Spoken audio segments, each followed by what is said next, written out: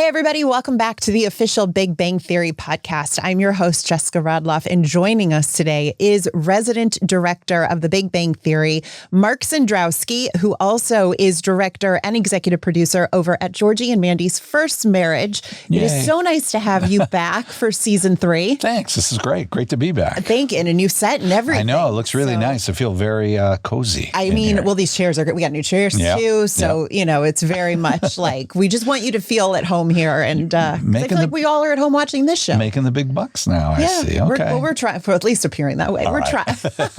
We're trying. So, we're going to talk about episode 322 today, which I know you know the name of. It is the staircase implementation, which kind of says it, like, for once I actually know what the episode is about when I hear that. From a title. Right. Did you know at first when you, like, the staircase implementation, what that meant? When I first got the script, no. It was like, they're going to be doing something, but I didn't realize it was going to be the origin of why the elevator didn't work or anything to that respect. So, and I mean, it's a flashback episode. Yeah. And it's one of the greatest, in my opinion, because we get to see how Sheldon and Leonard first met and Sheldon's introduction to Raj and Wolowitz. Yeah, exactly. I mean, it's hilarious. There was really a fun episode to do for many reasons.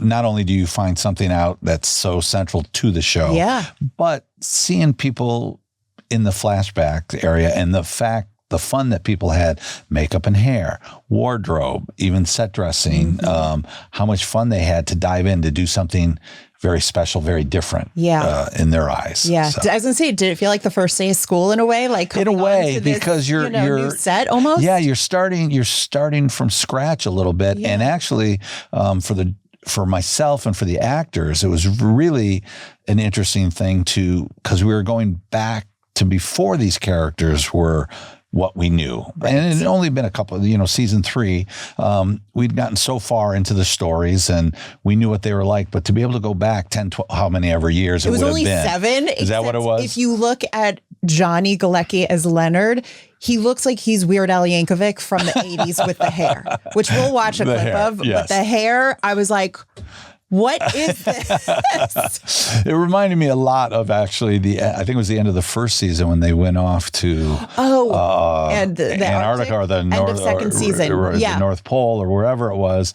That was the end of the second season. End of second season, and then into third when they come back. Okay, then everyone comes back, and they asked them not to shave, they asked them not to get their haircuts at all over hiatus, and they all came back, and they were kind of scruffy and all that, but it wasn't this wild thing. What we had to help and really help extend it a little more. New beards, longer hair, make it a little wilder. But still seeing everyone in that light is a little bit of a shock. Did you, in solidarity, decide not to shave either? Not at all. Into season 3? Not at all. You should have. Come on, Mark. Too late. Too late. I know. Yeah. But no, seeing Johnny as Leonard with this wig on is just, I mean. And that's just always fun to do because it becomes, it lets your imagination run a little bit. Like I say, the makeup people, they could have gone different ways with the wigs. And you talk about what the writers expect to see, what they were thinking they saw. Same with wardrobe, the way Raj looks with his Miami Vice look, which is so true to character that he would do something like that. It's great. And it's fun to experiment with those stuff, and which we did during the week and doing wig tests and hair tests and clothing tests and showing stuff so it doesn't become a surprise at the last minute. Right. So when we first meet Leonard in what is now 2003, and he walks into the lobby and he meets Stephen Yoon, who from Beef, from The Walking Dead and everything. And Stephen Yoon played Sheldon's roommate, who who then tells Leonard, run fast, I think, what was it? Run fast, run far. That's what he said. What do you remember about working with Stephen Yoon in this brief scene? It was brief. It wasn't like, oh my God, this guy's going to be the actress, because you don't know that ahead of time. I don't, not always. Sometimes this actor's not going anywhere. Right. but for someone to have a small part, which is great. And we had lots of those on the show. There was constant people that would come in for a scene, for a small scene, for 3-4 lines, for a little piece here. And it's tough because they are stepping into a machine that is working very well. And they realize they don't want to be the one, grind, that brings everything to a grinding halt. Yeah. The little, to screw up the machinery and how smooth it runs. So they have to come in, they have to hit the ground running and be prepared, be ready. We didn't rehearse long hours and delve into what this character was or anything like that. Right. Our characters were set. They knew what they were doing. And the guest actors had to come in and be ready. And he was, it's come in, you get a part, you nail it, hit it out of the park, and you move on. And that's what he did. Also, what was it like the first time that the elevator worked in this scene with Stephen Yeun? Because he's the first person that ever walked out of the elevator, right? I guess so. Yeah. When we see it at the top there, I guess he is. Well, at the point, being in the third season, at that time, you knew the elevator not working was a character in a way. Okay, gave us reasons to do scenes going up and down the stairs all the time, but you didn't fall into the feeling of, oh my God, when are we going to learn why it doesn't, or when will it ever start working again? It was just there. It's the way it was part of the set, and to have it all of a sudden working would have been a little bit of a shock to people. To find out why it doesn't work was great. A whole episode about it is fabulous. So I loved it. Also, we find out, we did find out about the roommate agreement, which we're going to get to and everything. But also I thought this was so interesting is that when Leonard meets Sheldon for the very first time, Sheldon cannot look at him in the face. He's kind of looking down. And I wasn't sure watching that. Was that a choice that Jim made, or was that kind of in the script from the beginning? Because Jim and I talked a lot about if he felt Sheldon was on the spectrum. Right. And, right. Milaro always said, we figured he probably was, but we didn't want to, identify him just as that, because they call it the spectrum for a reason. Yeah. So, but I noticed specifically in this scene when they first meet, Sheldon is looking down at the floor when he interacts with Leonard. So what do you remember from that? What I think that stems a lot from Jim. Actually, all of them were extremely hard workers on their characters. Yeah. Jim and Johnny, especially because they had lived with it even a whole year after doing the original pilot and doing it again.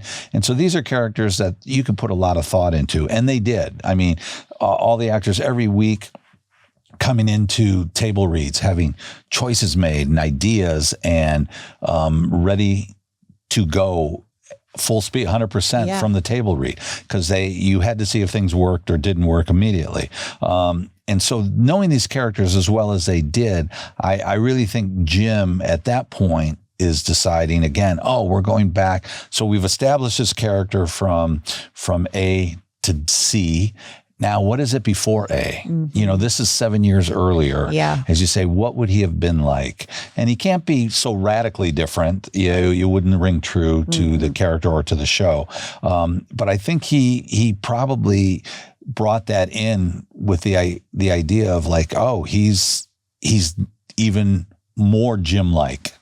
Or Sheldon-like, not Jim-like, more Sheldon-like than even possible, because they're beginning to show what they're talking about when Johnny and Kaylee are talking about what he's like or what he was like. That's a whole different area that we hadn't explored yet. And so it was wide open. And I think that was a little element that he brought in to take it a step further, to take Sheldon going backwards, regressing, what would he have been like? And that was just a subtle little thing that he did. Yeah, you're absolutely right. Because I was thinking, as you were saying all this, I was thinking about the fact that, even though Sheldon was still very Sheldon-like when we see him in the present day, which was 2010 at this point, at that point, he'd been living with Leonard for a while, and then they meet Penny, and Penny also had such an effect on him that he was able to also open up a little bit more. So it makes complete sense what you're saying is that you rewind 7 years before he's really established more of a group of friends. Yeah. it's understandable that he might feel so just not ready to socialize, and that's his comfort level. Yeah, and if you think about it, he really didn't have friends before that. Right. He had a roommate. Yeah. But that doesn't mean he had friends. Exactly. Or more than one friend at all, certainly. And this is he took that character back to that area is what he did. Yeah, it's such a fascinating choice. I loved watching that particular scene because you really do get to see like they have grown tremendously. Yeah. And the nice thing too is, as much as this was year 3, there was always personal growth in each character, but it was never we never jumped the shark. For lack of a better. So there wasn't the jolt of, we ran out of story ideas, so now Penny's going to be doing this whatever.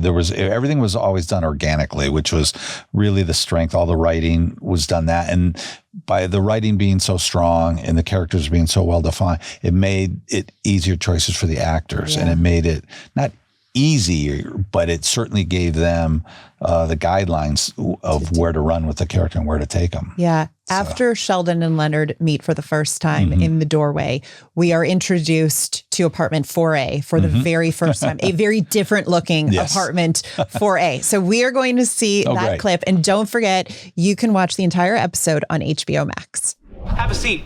Okay. No, that's where I sit.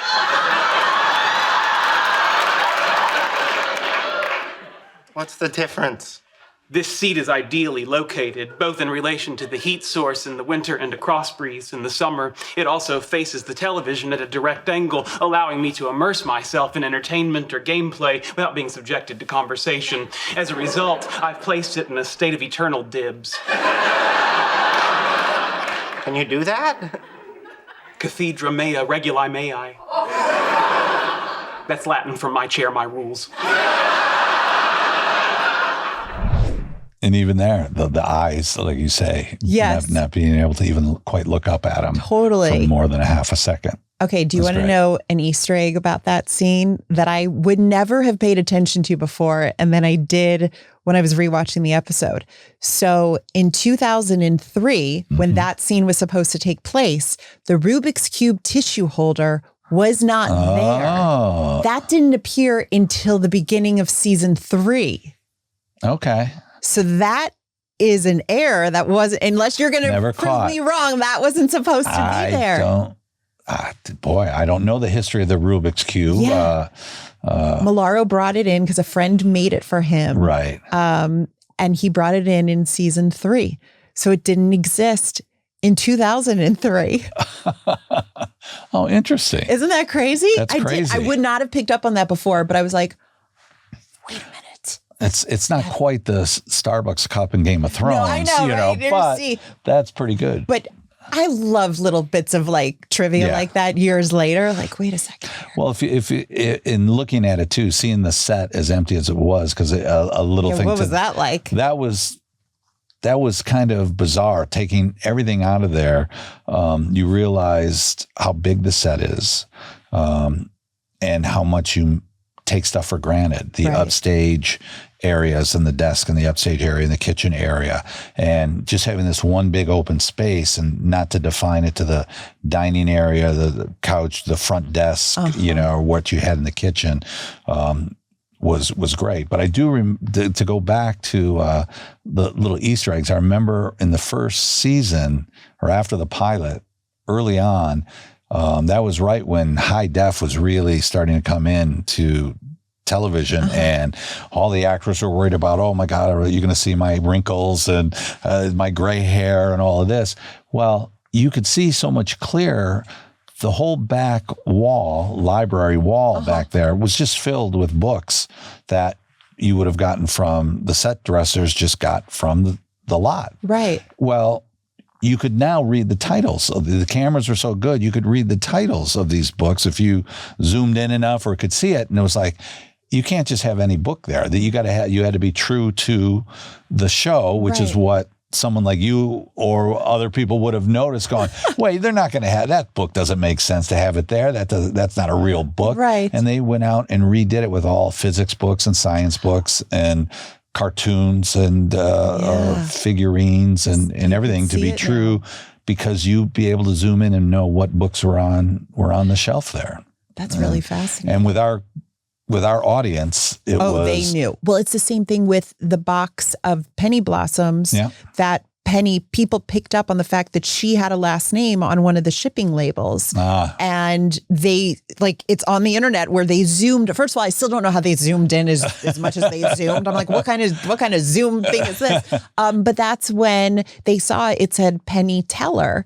And then that turned into a whole thing. Oh, yeah. Because, everybody was like, they gave it away. And Scott London was told nobody was going to see it. And, but those cameras... Right. They because that's always a question the prop person will have or a set dresser. It's like, do you need this covered? Do you need it turned this way? Right. And half the time, no, we're not going to see it. We're certainly not going to do an insert. We're certainly not going to do a close up. Right. You don't think of it as being in a wide shot, someone being able to zoom in. And I'm sure he just put it on because... In a wide shot, you would just see that you wouldn't be able to read it. You would just see that there was enough of a name there. Yeah. So, that's all he wanted. He's like, I can't do a shipping. It's not Madonna. You just can't put that on there. Right. You gotta have a last name and everything. That's true. Where was, by the way, the couch when they moved it away from the set for this episode? Was it literally, were all of you sitting in there during the, did they put it, I don't know. Where did they put it? In the camera aisle and just sit on it? I don't know. Where is it? No, because set dressing, you don't want food on that set. No. You can't ruin that. We had to build a special couch for one time. There was the slime on it. Yes, the paintball. The paintball thing. So it's like, we're not going to be able to replace this. We're going to have to build a separate one that we can actually put paint on. We had to do a separate couch when Sheldon comes out in the Halloween episode dressed as a ghoul or a zombie, where he pops out of the couch, and we had to do a special thing there. So they would keep it in a safe spot. They didn't want people touching it. They didn't want people ripping it. Oh, my key was sticking out and just happened to rip this part, of the couch. By the way, a little side story here. This is very embarrassing, but I don't get embarrassed. Did you spill something on that? No, I didn't. Okay. However, this, I don't usually get embarrassed much, but I was mortified. So I was on the Warner Brothers studio tour set where they have the Big Bang Theory set for Sheldon and Leonard's apartment with the couch. They also have the cafeteria set up and everything. And in this set on the Warner Brothers studio tour, they have a little plaque in front of some of the more iconic props from the show. And it says it explains what stuff is. So I was doing a segment actually with Chuck and I fell over one of the plaques on the studio tour and I broke it. And just a plaque. Can you imagine if it was actually one of the original props? When I tell you, Mark, I was so mortified. Oh, man. Oh my God. What did I just do? What did you do? Broke it, and stuff. And I think one of the publicists was freaking out. The tour, the head of the tour was like, it's okay. Don't worry. And, Chuck made a joke. He's like, sue them. This is your chance to sue them. They left the plaque. And I was like, well, Chuck, nobody's really supposed to be in this part of the set. And I am. They're going to sue you. They're going to sue me. And I was like, oh dear Lord, what did I break that they are going to never let me on this lot ever again. Right. But I haven't looked at it since. I don't know if they did they super glue it or did they get a brand new plaque? Oh boy, I don't know if they could afford it. You haven't been there. I think they probably just little gaffer's tape, put it together on the bottom, make sure it don't look too close. I know, don't look at that at all. Yeah. And by the way, hilarious. too, that couch, that is an expensive couch that Ann Shay was telling me that she got. I want to say maybe it was Pottery Barn or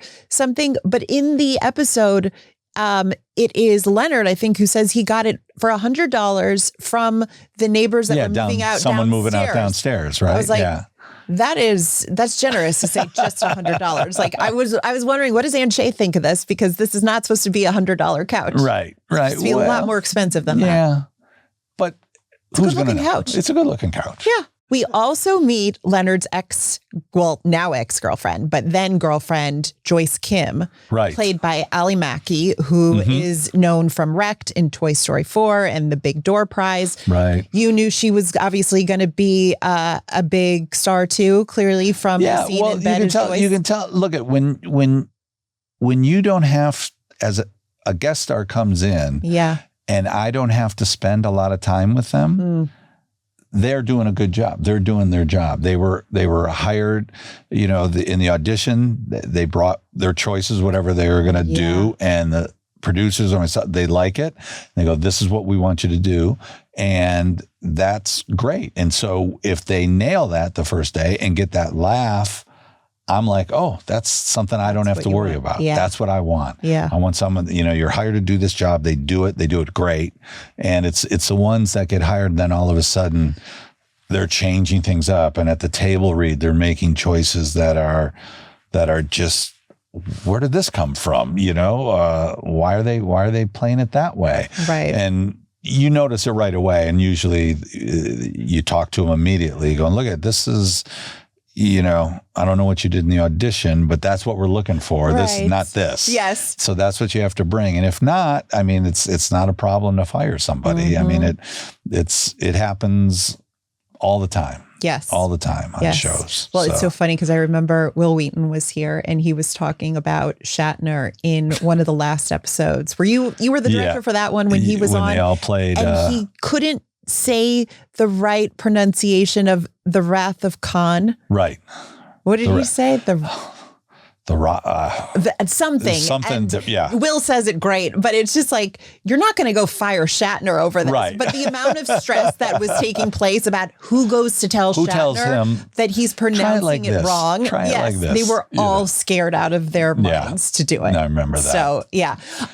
One of the other plot points in this episode that I loved because it's so different is you see Penny and Leonard in a very intimate setting, especially because 2 or 3 episodes earlier, they had broken up. Their characters had broken up and they were in a place where it was, they were starting to, just kind of reestablish this new friendship they had. Right, the friendship. Yeah. But then in this episode, they are giving each other manicures and pedicures, which I thought was hysterical. And again, is sweet because it goes to show they were able to really to me, be friends again. It's something that's not just sitting there talking over a glass of tea or something. It's something that they had in their relationship. Yeah. However deeply ingrained it was already that they were able to slide right into this. She's doing it. Kaylee always loved a chance to get a new manicure, pedicure. If it was written in the script, it was like, oh, she'd get one done. And then it was just like, okay, we're just, I love it. Doing some new clear stuff on top, you know, for the action and stuff. But it gave her a chance. It's very Penny-ish. It's great for the character that she was doing that. And they just continue doing it. It's not something that she, as the character, would put away or not do. It was just, oh, he's over here, we're talking, and I'm going to keep doing this. And it's a perfect activity to do while you're talking with somebody. How was Johnny in terms of doing a pedicure? Did you have to give him direction on how to properly do that? I didn't have to give him directions because I wouldn't exactly know. The nice thing was if you really watch it, he's so careful. He's so meticulous, with what he's doing, which is great. And it's something that character would do. Of course. Right? Yes. And very true to the character again. And I think Kaylee was telling him what to do a little bit. And I don't know if Johnny's had a manicure or pedicure before. I imagine he would have picked up something from that. Yes. It was just such a cute scene to see them both taking turns giving each other, their manicures and pedicures. I love that. And they love finding something that both of them can do together is always a pleasure. It's always a nice find as a director or as an actor when you're in rehearsals. If something comes up that you realize, so many times as a happy accident, something happens, and it's like that you discover oh, this is something we can do now, and then make this part of the scene, make it part of the show episode or part of this character. Yeah. Well, let's watch one of the clips where we're seeing this all in action, and then we're going to meet Raj and Wolowitz for the very first time. It's so great. Okay, let me get this straight. You move in with this guy. He makes you sign a ridiculous roommate agreement. Then he walks into your bedroom while you're doing this Joyce Kim, and you still stay. Actually, I couldn't get too mad at him about Joyce Kim. Why not? Well, I was doing some government research at the time. You know, military rocket fuel is kind of secret. Okay, what does that have to do with Joyce Kim? As it turns out, she was a North Korean spy. Luckily, Sheldon drove her out before I revealed anything important, which I'm not saying I would have. So, that's it? You stayed with Sheldon all this time because he kept you from going to federal prison? It was part of it. The other part is what happened with the elevator. Oh, yeah, I'm wondering about that. You said it was working when you moved in. It was. But one night, Sheldon came home from work.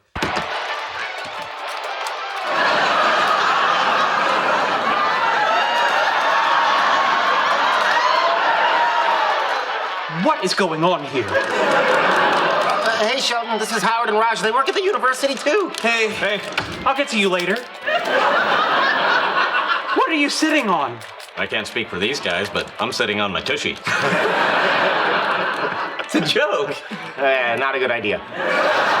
Tushy is buttocks, right? Right. Hilarious. First of all, the soul patch on Simon. Yeah. This whole thing. Like, when you saw these guys in costume, what was your first reaction? The first reaction is again, you hear that laugh from that audience. I was going to say. Because that's the laugh we got. I remember doing the run-through is putting them in the look as close as we could for run-throughs and keeping them hidden.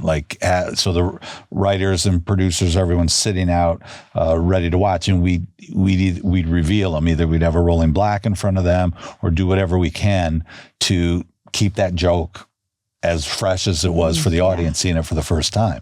And that's how I laughed the very first time. You come out and they model it for you and you go, oh man, this is perfect. This is just great. And I don't know if Simon, whose idea it was for the little soul pad, probably his. I'm sure he had something to do with it. Yeah.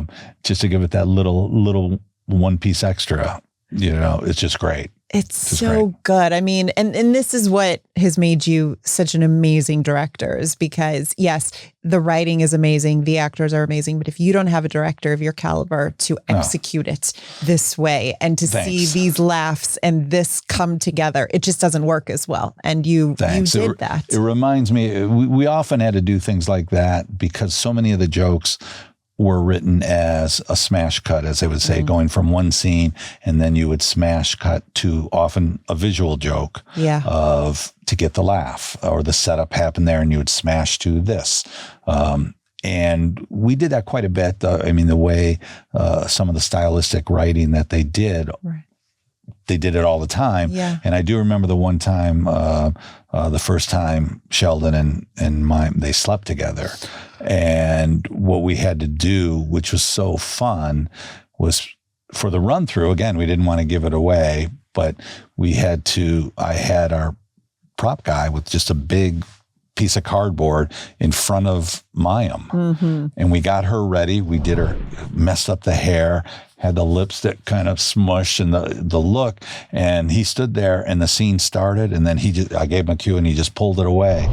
And again, just had a run through with the writers and producers. The laugh was, 20 seconds of just seeing her, and she just played it up, the way she looked. It was hilarious. And so good. We got to do that all the time with instances like this. Yes. Well, eventually at the end of this episode, we find out how the elevator stopped working and exploded. What was that like for you in terms of bringing that to life and doing? I mean, I would imagine that was such a technical, I don't know what, something. It was because, again, you want to have an explosion. Yeah. There's a few safety concerns with how do you do it and how do you make it safe.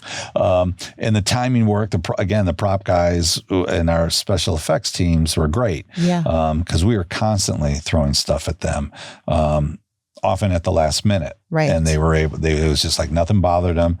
It's like, okay, great. You need a frog with a top hat? Give me a second. And boom, they come out with a frog, 3 different frogs. And of course, yes, 3 different sizes. One, but 3, right. yeah. Which one do you like? And they were constantly doing that. And for this one, working with Rick Reddick, I think at that time too, who did a lot of our effects, it was like, well, what do we want to accomplish the smoke coming out? Does that need to be practical, or is that something we can do in post, to make for timing purposes? And I think that one we ended up, it's practical in the container itself, because then we could time it and cue it right in the kitchen scene when Johnny is speaking. Yeah. And then, oh my God, it starts smoking and he's got to run it out. Right. So that was practical. And then the actual explosion was done as post effects. And I think we probably did a camera shake ourselves one time.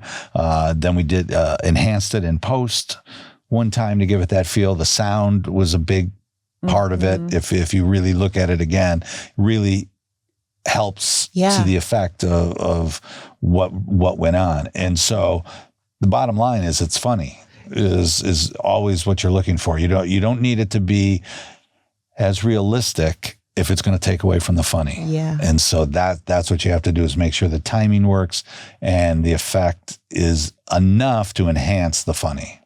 That is a good lesson. I feel, I mean, it's good for something in life, but you could do a TED Talk on it. I don't know. Right. Well, let's watch this clip about how the elevator came to be what we all know it as, is not working. And don't forget, you can watch the entire episode on HBO Max.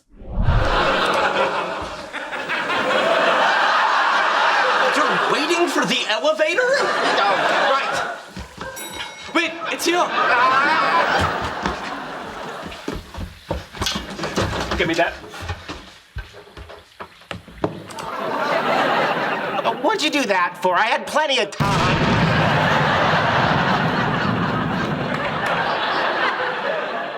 You're welcome.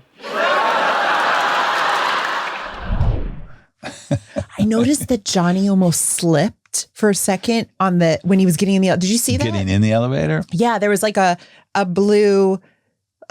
It almost looked like a blue piece of tape that like a long thing that he almost, I mean, it made it work. It made it's like. It's real. Yeah, it's real. It happened. But I didn't know if you noticed that you almost see him a little slip there. That happened a lot of times with again, the happy accidents, things that would happen, walking into a wall or, just the little stumble. Right, of course. The word stumble, oftentimes absolutely. is what was funny. The one episode, Sheldon, not Jim, Sheldon throws papers up in the air, and what happened? One of them floated down and landed and stuck on his head. Oh, no kidding. Just, yeah. And it's hilarious. And it was like, you could tell we were at the video village. We were like, oh, don't move. Let the audience, we can use this. Don't think it's going to be a problem. And he kept it. It fell off. We had to put it back on, I think, for a following joke, I think, or something like that. But it was just something you can't script something like that or make it happen. It just happened, and it was great, just hilarious. Wow. So when you watch the scene again like that, I mean, again, it just looks so real for something that you're now telling us took so much in post-production to make come to life. But as you're doing, I mean, it looks fantastic. Yeah, thanks. That's what you want to do. Take credit now, Mark. No, all you. There's a lot of people involved in that, and what you want to do is make it look as simple and as effortless as possible. And I think what sums it up is all of this happens, and then Jim just goes, "You're welcome," and leaves. Something as simple as that, which really is the topper, the laugh that it all led up to. Yeah. And it's just another day in the life for him. Yeah. And he moves on. And now that I look back at it, I mean, that was season 3. And as big as it was learning, why the elevator didn't work, I mean, we did a lot more seasons after that where it never got fixed. It was never looked at. And you realize the build up to when it finally does work again, how big that was. I mean, this was big, but I think when it actually worked again, 10 times bigger. Yes. Is finally we get to, after 12 seasons. No spoilers. Oops. I got in trouble for that one. Someone did write me after last season of the podcast, like, you could have said a spoiler alert about the finale. And I was like, oh, I'm so sorry. Like, I felt bad, but then I was like, wait a second.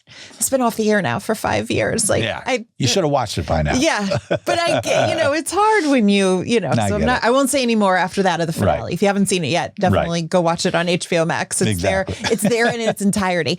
And we also, at the very end of this episode, we see Penny in 2003. Oh, yes. She is in her bedroom and looking at a pregnancy test with her then boyfriend. Right. And it's negative. And she is just ecstatic. Thrilled. Yes. Thrilled. So true to character. It's so, I forgot that we had dressed her up again, too. I mean, it's such a quick pop. Right. But to be able to send her back in time again, I forgot how funny that was. That was great. Also, do you remember when Melissa Rauch was as Miss Quiznos 1999? Oh, yeah. With the pink dress. With the pink tulle and the hair out, like the hair and did she have a tiara? I think, or she had the sash and the whole thing. I actually have a great picture that I took with her, a prom picture. Yes. I stood behind her like it was prom and did our great smiles. It's so good. I just love. It's always fun to do stuff like that. Yes, it's so fun to see these old photos. When you know the characters. I mean, it's when you look at old family photos. If you go around something from 20 years ago and something you haven't seen in quite a while, and you get a laugh at it at your own expense or your sister's or family's expense, and it's always fun. Oh my God! Or your kids are looking at it, going, "Oh, Mom, I can't believe you had hair like that," or whatever it would be. It's always fun, and to recreate that is even better. It's such even better. Such a good episode. We are going to play a quick game with you. And sorry, don't worry. No. I was so bad at this last time. You're going to like this. I promise. Okay, so this is called First Take. And basically, I'm going to read you a name or a phrase, and you give me the first word that comes to mind when you hear it. So there's no wrong answers. Right. Unless you call someone a bad name, and then we're like, I don't know about that, Mark. Let's take it out and protect you. Okay, so what is the first word you think of when I say Jim Parsons? Hilarious. Laugh track. Hate it. Johnny Galecki. Funny. Stairway scenes. One word? Tough. You don't get enough credit for those. No one has any idea what that is. Yeah, it's there's a lot going on there, but I always enjoyed doing them, and I always enjoyed trying to anticipate, because we knew how big laughs were, but audiences we'd often do them in front of the audience. They're often different laughs. A hot audience, we'd have to adjust things or be ready to adjust things. And which I was able to do with actors. Like, okay, we have a hot audience tonight. Right. If you get a big laugh on this first joke, but it's like, as they're walking, I go, if this gets a bigger laugh than what we've been rehearsing with, you're going to have to slow down and take that turn a little slower, a little wider, and go up a little slower on your way up. And it was, I mean, that was the heat of the moment type decisions that were fun to do. So tough is putting it mildly. Tough. Yeah. Cinnamon the dog. Too cute. Kaylee Cuoco. Too cute. Too cute. That's true. Too cute. I loved her work ethic, because she was everyone has their own style and the way they approach things. And Kaylee was wonderful in that. Every day she made it look effortless. She would only do so much in rehearsals, and in rehearsals, I'd often say, you're going to have to, at the run through, it's going to have to be louder, or it's going to have to be a lot more serious, or it's going to, whatever the note was. And we just had a great shorthand right away, because she'd be like, okay, yeah, I got it. Yeah. And I wouldn't push her in rehearsals where I had to see it one time to see what it would look like. And every run through, it was automatically there. I'd ask her to do something this way. Yeah. She did it that way. Yeah. I wouldn't push her during the day. She made it look effortless. I guess that would be the better word. Effortless is good. Or reactions, I was going to say. Well, reaction number 38. Yes, exactly. You know about those. I know. Okay. Tape night. Exciting. A scene that isn't working. Hell. Kunal Nair. I always think of, I know this won't sound right, language. I like it. Because I loved his musicality of the way he spoke, and it was the way he did it. And then if he went too far on things, Simon would make fun of him. Of course. So, yeah. Okay, table read. First Step. It's 2 words, but I'll give it to you. Okay. Okay, food scenes. Props. Mayim Bialik.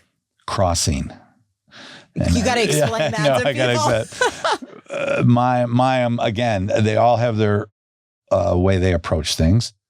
Mayim is someone who loved the physicality of scenes, and she would always look to make a cross. She'd be, oh, could I cross here? Could I go to the fridge? Could I go get something to here? Could I, maybe go to the window and do this? And she wanted to physicalize it. I don't, not that she didn't feel comfortable just sitting and doing something, right, but she just felt that was part of her character, or that was a choice she wanted to do. So it was constantly, I was looking, I would give her crosses all the time. I would start scenes, intentionally give her a cross at the top of the scene. Or in rehearsals, I'd see her sitting and she'd look out to me and I'd just be, yeah. And she'd get up and cross, because she had to cross. Yes. Had to cross. Same thing. Alex Reed, who directed a lot of Young Sheldon, was telling me it was the same with Annie Potts. She always wanted to be doing something or going into different, so she would, at the very last, I think it was the finale, he's like, just go, just walk wherever you want to go in the scene. I'm going to let you have this. This is your last treat for me. Just go, walk. That's funny. Yeah. Just do that. Some of them are like that. Mm-hmm. Everyone, it's again, I always felt that as part of the job as a director is that head coach is making sure people know how to work with one another. And if one actor constantly needs to be moving, another actor only needs, makes it look effortless because they don't want to give 100% to run through, or if another actor's got to have everything perfect, it's you got to make sure they all gel. Absolutely. At the same time. Okay. Comic book store.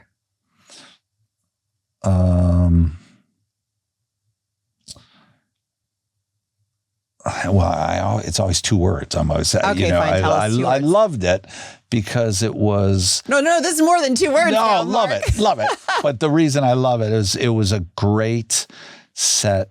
It was fun to shoot in, and there was a element of these characters that they were home here. That you reached out to every comic book store across the country.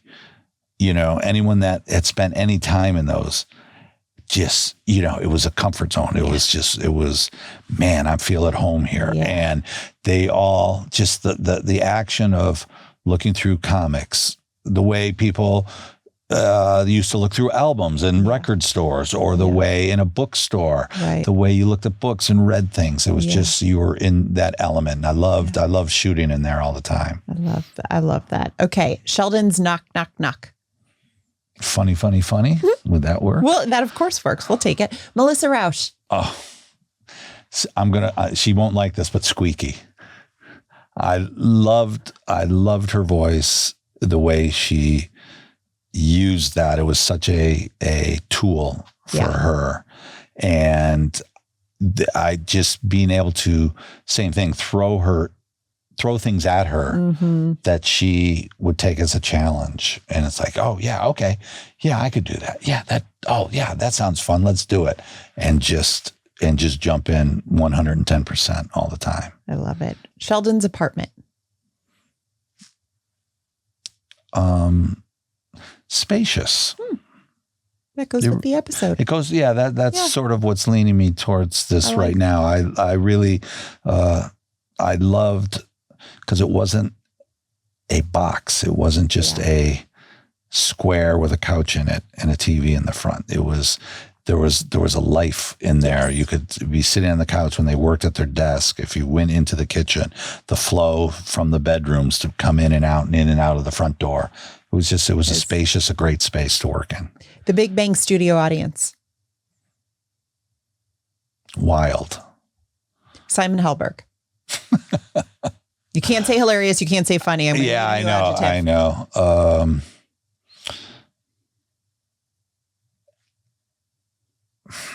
ad-libber. I'm going to say that. Okay. Because he, not so much that he would ad-lib in the episode, you know, where did that come from? But he kept things so fresh in the rehearsal process with an aside, with a joke, with a twist on the joke that was in there. He wasn't going to do, you know, but just it was for our benefit in a way. He was often the life of the party at that time. Yes. I guess you could say. Absolutely. Finally, the series finale. Tearful. It was such I haven't seen it in a while, but I do remember coming across it. I think I was on a plane and someone was watching it that I saw, you know, and I was like, and I checked it out. I looked at it again because I remember I was very proud of the episode because it was extremely difficult and so many elements to do it. But then being able to watch it after it was done, it was like, oh, it worked. It emotionally, it was where we wanted it to be. And that's what I think summed up the series, you know. So. Yeah, absolutely. You did great with this game. Do you feel good? Do you feel confident? No, because I was, I gave a couple 2-word answers. It's hard. On the way home tonight, you're going to be thinking, why didn't I think of it for this one? Right. You can come back. You can do it. We'll have you back anytime. You are a fantastic guest with an amazing voice. I would not be able to, if you played the game with me and said Mark Cendrowski, I would just be like, okay, well, we're going to need more time than a 1-word answer. So you are absolutely fantastic. Thank you. Thank you for joining us. My to everybody pleasure. watching, make sure you go back and watch all of the episodes of The Big Bang Theory, now streaming on HBO Max. And of course, thank you for watching the official Big Bang Theory podcast. You can watch all of those episodes as well on HBO Max and listen wherever you get your podcasts. And I will see you next time.